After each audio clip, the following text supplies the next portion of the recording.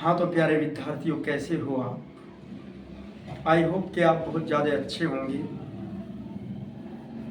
तो चलिए, आज जो हम आपके लिए वीडियो लेके आए हैं उसमें मैं अपने अनुभव से आपको आज कुछ अलग से खास बातें बताने जा रहा हूँ। मैंने अक्सर देखा है बच्चों को अभी तक भी अच्छे से इज आर एम का यूज नहीं आता कि कहाँ पर इज का प्रयोग करते हैं और कहाँ पर आर का और कहाँ पर एम का प्रयोग करते हैं। तो मुझे उन्हीं के लिए ये एक वीडियो बनानी पड़ रही है। इस वीडियो को पूरा ध्यान से देखना और आप कभी भी भविष्य में इज आर एम के प्रयोग में कभी गलती नहीं करोगे। तो चलिए देख लेते हैं use of is are am. सबसे पहले मैं आपको बता दूं कि इज होता क्या है। ये इज में होता क्या है, देखिए। इज हमारा होता है, इज का मतलब होता है। इज का अर्थ क्या होता है। और आर का भी अर्थ होता है। और एम का भी अर्थ होता है हूं। अब बात करते हैं इनके यूजेज की। इनका प्रयोग कैसे और कब और कहां पर किया जाता है। देखिए, सबसे पहले हम लिखने जा रहे हैं यदि कार्य करने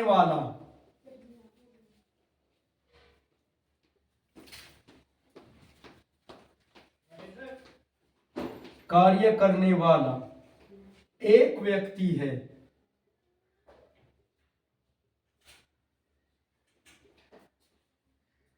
यदि कार्य करने वाला एक व्यक्ति है यानी कि कर्ता एक वचन है। कर्ता एक वचन है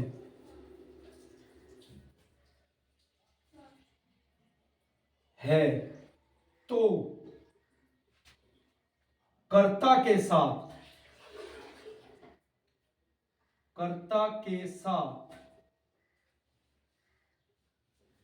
इस कर्ता के साथ प्रयोग करते हैं इज का प्रयोग।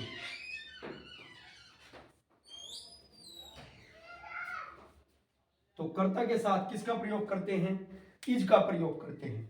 ये कर्ता है कैसे हमारा, देखिए। जैसे दिस दिस दिस का अर्थ होता है यह। दैट दैट का अर्थ होता है वह। और कोई नाम आ गया, राम, सीता, रोहित। कोई बिल्डिंग आ गई, ताजमहल,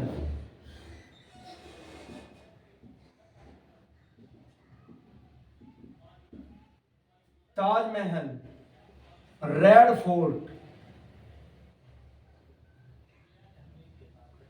ये इस प्रकार से किसी व्यक्ति का नाम आ जाए, लेडी का नाम आ जाए, कोई और नाम आ जाए और बिल्डिंगों के नाम आ जाए, ताजमहल, रेड फोर्ट, इस प्रकार से, यानी कि जो एक वस्तु या एक व्यक्ति को दर्शाते हैं, जो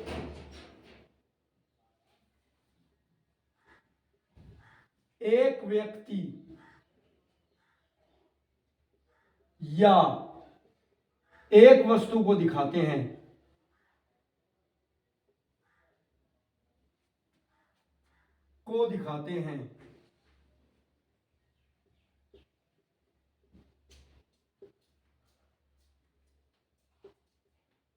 वहां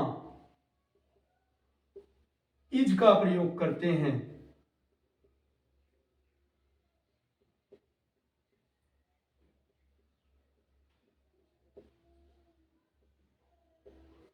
कैसे, देख लीजिए। जैसे यह एक बंदर है,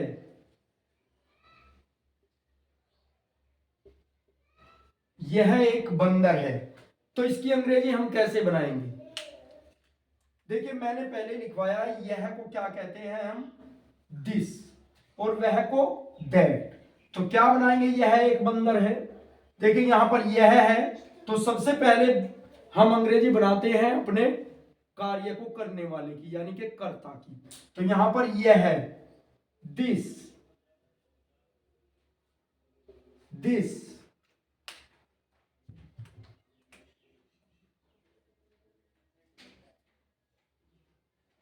अब हमने बताया है, देखिए this that Ram Sita Gita Taj Mahal Red Fort. जो एक वस्तु या एक व्यक्ति या एक वस्तु को दिखाते हैं वहां इज का प्रयोग करते हैं। तो यह दिस के साथ क्या प्रयोग करेंगे अब हम? इज। ए बंदर, बंदर को क्या कहते हैं? Monkey. This is a monkey. ऐसे अंग्रेजी बनाएंगे। यदि नोट वाला आ जाए, नेगेटिव में आ जाए, वह एक कुत्ता नहीं है, वह एक कुत्ता नहीं है। तो नोट वाले में क्या करेंगे? देखिए वह आ रहा है, वह को क्या कहते हैं हम? दैट।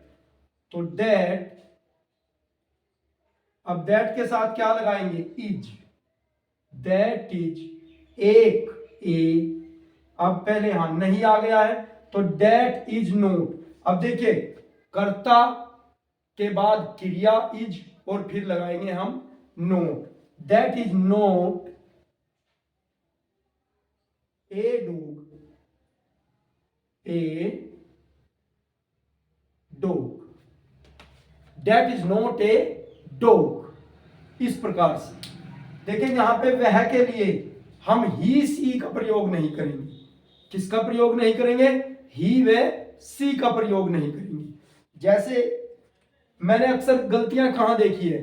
मैंने देखी है जैसे हमारे पर सेंटेंस आ जाता है कि वह एक महिला है,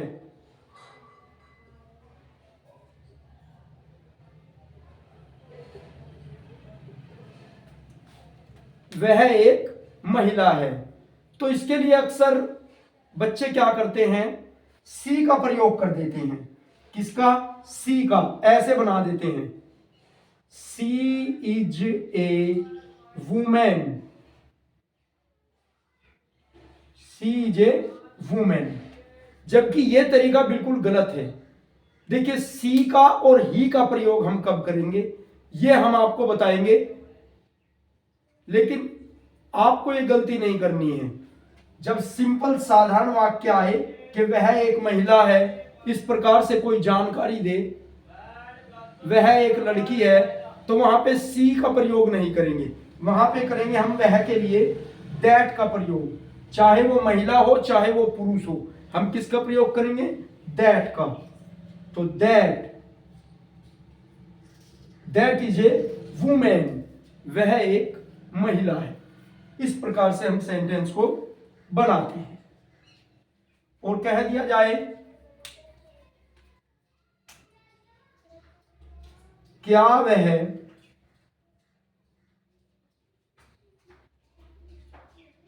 एक गाय है? प्रश्न सूचक। क्या वह एक गाय है? अब यहां पर क्या शुरू में आ रहा है? तो यहां पर हम वह की अंग्रेजी के लिए पहले दैट का प्रयोग नहीं करेंगे। जब प्रश्न सूचक शब्द शुरू में आए तो हम प्रयोग करेंगे इज का। इज को काम में हम शुरू में लेंगे, इज। अब लिखेंगे that, is that a cow? Question mark. Is that a cow? क्या वह एक गाय है? Is that a cow? इस प्रकार से हम इसको बनाएंगे। तो ये तो था हमारा इज का प्रयोग। अब हम आपके लिए लेके आ रहे हैं आर का प्रयोग। अब आपको आर के प्रयोग के बारे में हम बताएंगे। चलिए बने रहे वीडियो पर। देखिए अभी आपके लिए हमने इज का प्रयोग किया है, बताया है। अब आपको लेके चलते हैं आर के प्रयोग की। तो चलिए देखिए, use of are, use of are. देखिए आर का मतलब भी है होता है, किंतु यह है किसके साथ प्रयोग होता है, देखने की बात यह है। चलिए, आर का प्रयोग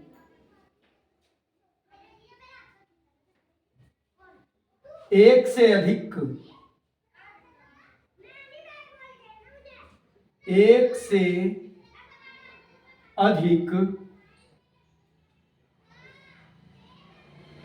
वस्तुओं व व्यक्तियों के साथ होता है।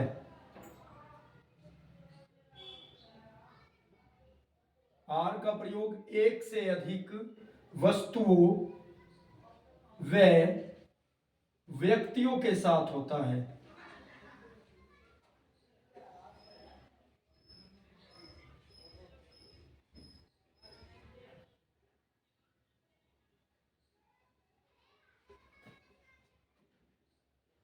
यानी कि जहां पर भी आपको एक से अधिक वस्तुएं या एक से अधिक व्यक्ति दिखाई देते हैं, तो वहां पर हम किसका प्रयोग करते हैं, आर का।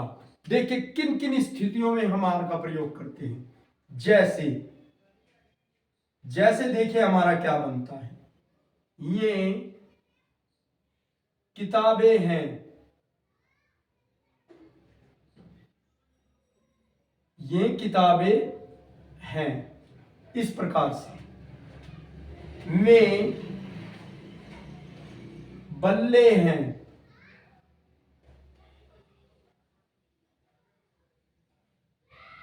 में बल्ले हैं, ये विद्यार्थी नहीं है,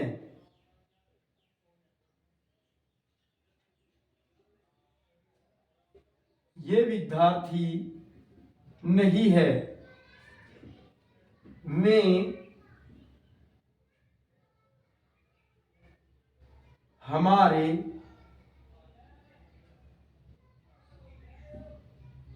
मित्र हैं।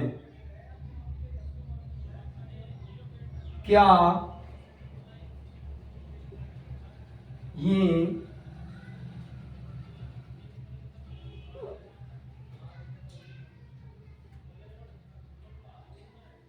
10 सेब है,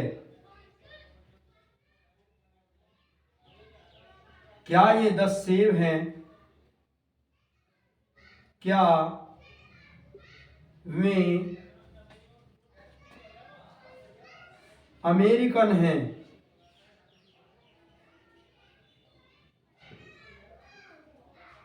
क्या वे अमेरिकन हैं।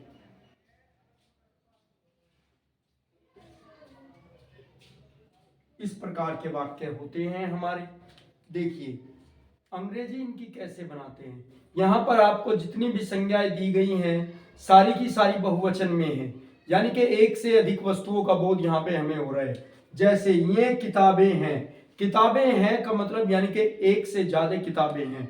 और जहां पर हमें आर का प्रयोग एक से अधिक वस्तुओं या व्यक्तियों के साथ होता है, तो यहां पर एक से ज्यादा है, तो यहां पर हम क्या करेंगे, आर का प्रयोग करते हैं। और इसके लिए मैं आपको बता दूं एक छोटी सी बात। देखिए दीज क्या होता है, दीज में होता है ये, और दोज, दोज में होता है वे। और इस प्रकार के वाक्यों में कभी भी वे के लिए दे का प्रयोग नहीं करते हैं, वे के लिए दे का प्रयोग नहीं करते हैं, वे के लिए दोज का प्रयोग करते हैं। तो चलिए देखिए कैसे। ये किताबें हैं, दीज, सबसे पहले ये की अंग्रेजी। अब क्या हमारा एक से अधिक किताबें हैं तो आर आएगा। दीज आर बुक्स, क्योंकि किताबें बहुवचन में हैं तो बनेगा बुक्स। दीज आर बुक्स, इस प्रकार से। अब नेक्स्ट देखिए क्या आता है, वे बल्ले हैं। मे, हमने अभी बताया आपको मे की अंग्रेजी क्या लगेगी, दोज। दोज, और है आर लगेगा, दोज आर। देखें यहां पर भी है के लिए, दोज आर बैट्स। वे बल्ले हैं, ये विद्यार्थी नहीं है, ये विद्यार्थी नहीं है। दीज, अब आर, अब नहीं की अंग्रेजी लगाएंगे no. These are not student, विद्यार्थी को कहते हैं स्टूडेंट, और विद्यार्थी बहुत सारे हैं तो बनेगी students. These are not, these are not students, इस प्रकार से। में हमारे मित्र हैं, में हमारे मित्र हैं। These are our friends, these are our मैंने हमारे, फ्रेंड्स मैंने मित्र। These are our friends, these are our friends, इस प्रकार से अंग्रेजी बनेगी। क्या ये 10 सेब हैं। देखिए यहां पर क्या शुरू में आ गया है, जहां पर भी प्रश्न सूचक शुरू में आए चिन्ह, तो वहां पर हम उस वाक्य को, यदि बहुवचन में है और साधारण वाक्य है, आर से शुरू करेंगे। किससे शुरू करेंगे, आर से। तो यहां पे सबसे शुरू में लिखेंगे आर। अब लिखेंगे ये की अंग्रेजी these, are these, are these. कितने से, 10 एप्पल्स, और question mark. Are these 10 apples, question mark लगा। क्या वे अमेरिकन हैं, जैसे क्या वे रशियन हैं, क्या वे अमेरिकन हैं, क्या वे भारतीय हैं, इंडियन हैं, तो क्या बनेगी, क्या वे दोज,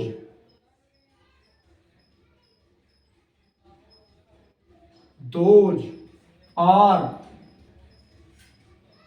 देखिए नहीं, सबसे शुरू में किसका प्रयोग, आर का प्रयोग, क्या में। तो सबसे पहले क्या लिखेंगे हम, आर। अब दोज, आर दोज अमेरिकन,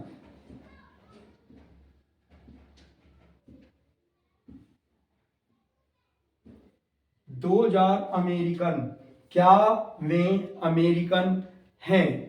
क्या वे ऑस्ट्रेलियन हैं, आर दोज ऑस्ट्रेलियन। क्या वे रशियन हैं, आर दोज रशियन।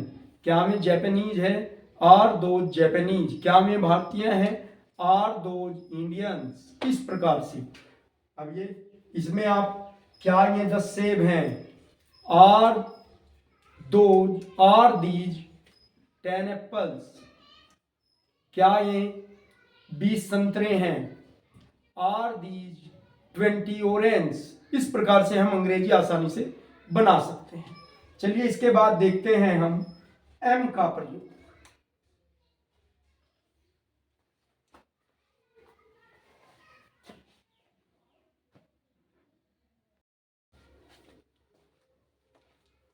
देखिए अब देखते हैं एम का प्रयोग।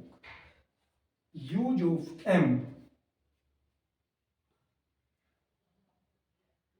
Use of am. एम का अर्थ क्या होता है, और जो कि आई के साथ प्रयोग होता है। देखिए एम का प्रयोग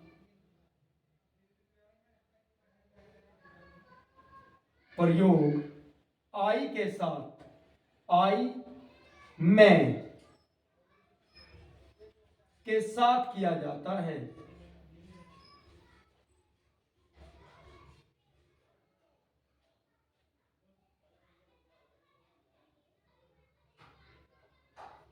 आई का प्रयोग कहां पे किया जाता है, एम के साथ। कैसे, जैसे,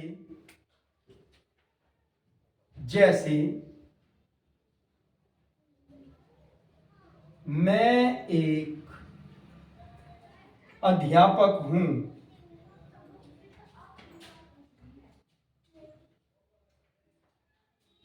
मैं एक अध्यापक हूं। अंग्रेजी क्या बनेगी इसकी?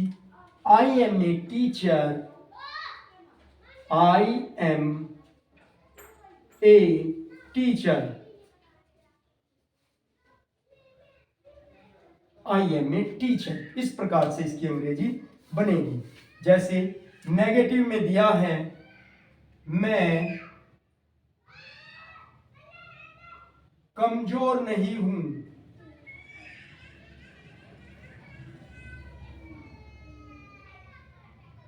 मैं कमजोर नहीं हूं। इसके लिए क्या बनेगी? I am not week.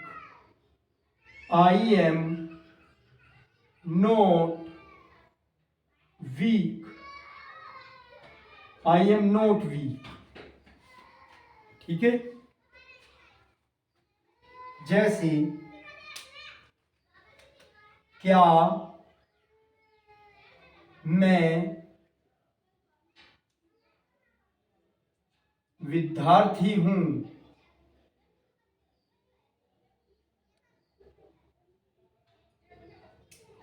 क्या मैं विद्यार्थी हूं। इस प्रकार के वाक्य की अंग्रेजी कैसे बनाते हैं? देखिए, क्या शुरू में आ गया तो हम वाक्य को क्या की अंग्रेजी तो नहीं बनाएंगे। तो किससे शुरू करेंगे? अब हम सेंटेंस को एम से शुरू करेंगे। तो शुरू में आएगा हमारा एम, और इसमें बनाएंगे हम कैपिटल ए एम। अब आएगा आई, एम आई स्टूडेंट।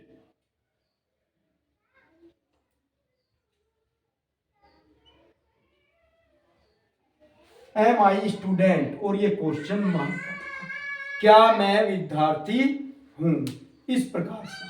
चलिए अब आपको होमवर्क दे देते हैं। आपको होमवर्क देते हैं, इसे लिख लीजिए आप। तो चलिए अब आपके लिए होमवर्क दे देते हैं। कुछ सेंटेंस लिख देते हैं जिनकी अंग्रेजी आपको बनानी है। वह एक बरगद का पेड़ है।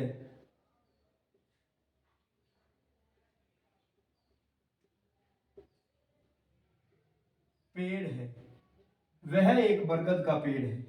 और दूसरा सेंटेंस है हमारा, यह एक कार है। तीसरा सेंटेंस है, मैं एक खिलाड़ी हूं। मैं एक खिलाड़ी हूं। चौथा सेंटेंस है,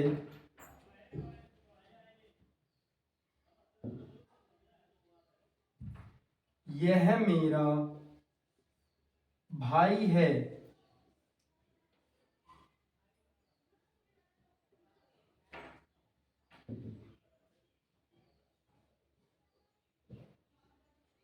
वह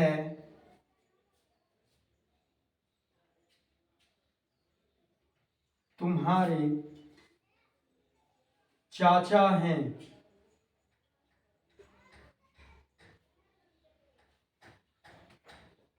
6 नंबर में, ये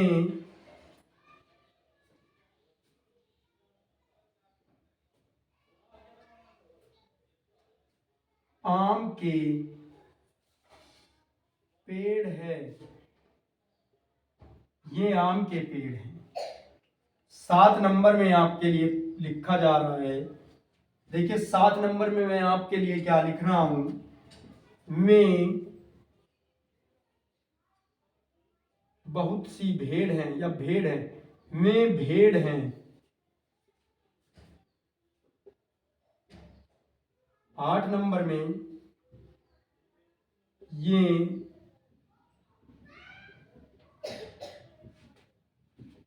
चार